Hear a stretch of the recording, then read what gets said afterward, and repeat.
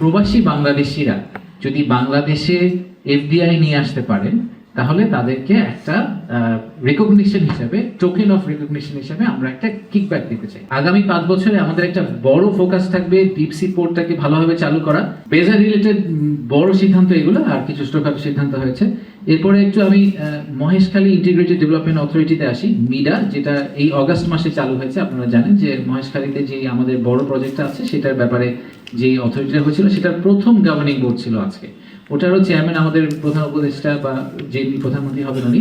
তো সেখানে আমাদের আজকে সাংগঠনিক কাঠামোটা ফাইনাল করা হয়েছে। 137 জনের একটি সাংগঠনিক কাঠামো প্রাথমিকভাবে অ্যাপ্রুভ করা হয়েছে, এবং সেই সাথে একটা short term land allocation plan, মানে 2025 থেকে 2030 সালের মধ্যে আমরা কি কি করব সেটার একটা প্রাইমারি কনফার্মেশন নেওয়া হয়েছে। তো এই আগামী 5 বছরে আমাদের একটা বড় ফোকাস থাকবে ডিপ সি পোর্টটাকে ভালোভাবে চালু করা। একটা বড় ফোকাস থাকবে আমাদের এলএনজি এবং এলপিজি টার্মিনাল চালু করা, কারণ এটা আমাদের এখন আপনারা সবাই জানেন যে energy shortage is a big problem. তো আমরা খুব দ্রুত এলপিজি এবং এলএনজি টার্মিনালটাকে চালু করতে চাই, এবং একই সাথে একটা ফিশ প্রসেসিং হাব তৈরি করা। এই তিনটাকে মাথায় রেখে আমাদের এই শর্ট টার্ম ল্যান্ড ইউজ প্ল্যানটা ফাইনালাইজ করা হয়েছে।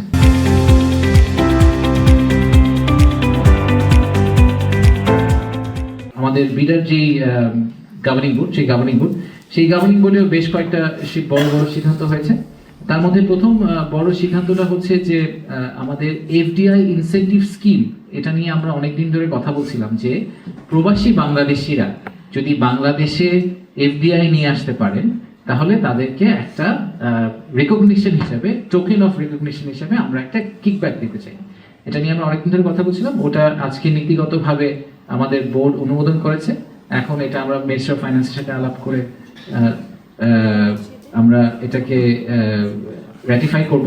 তো বেসিক্যালি আইডিয়াটা হচ্ছে খুব সিম্পল। সেটা হচ্ছে যে আমাদের যারা বিদেশে আছেন তারা সবাই আসলে তাদের নিজেদের একটা নেটওয়ার্ক আছে দেশের বাইরে, এবং তারা ওই সোসাইটির সাথে, ওই ইনভেস্টমেন্ট কমিটির সাথে ভেরি ওয়েল কানেক্টেড। তা আমাদের আশা হচ্ছে যে ওনারা বাংলাদেশে বিনিয়োগ আনাতে সাহায্য করবেন।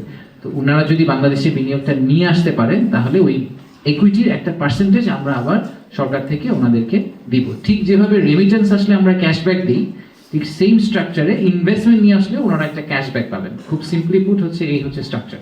তো এটার জন্য একটা পার্সেন্টেজ নির্ধারণ করা হয়েছে। এই মুহূর্তে আমাদের প্রপোজাল হচ্ছে যে ইকুইটি 1.25% আমরা ওনাদেরকে ক্যাশব্যাক হিসাবে দিব। সো আমি একটা হাইপোথেটিক্যাল এক্সাম্পল আপনাদের জন্য দিই, যে ধরেন $100 মিলিয়ন ইকুইটি যদি কেউ বাংলাদেশে নিয়ে আসেন তাহলে উনি $1.25 মিলিয়ন বাংলাদেশ সরকার থেকে পাবেন।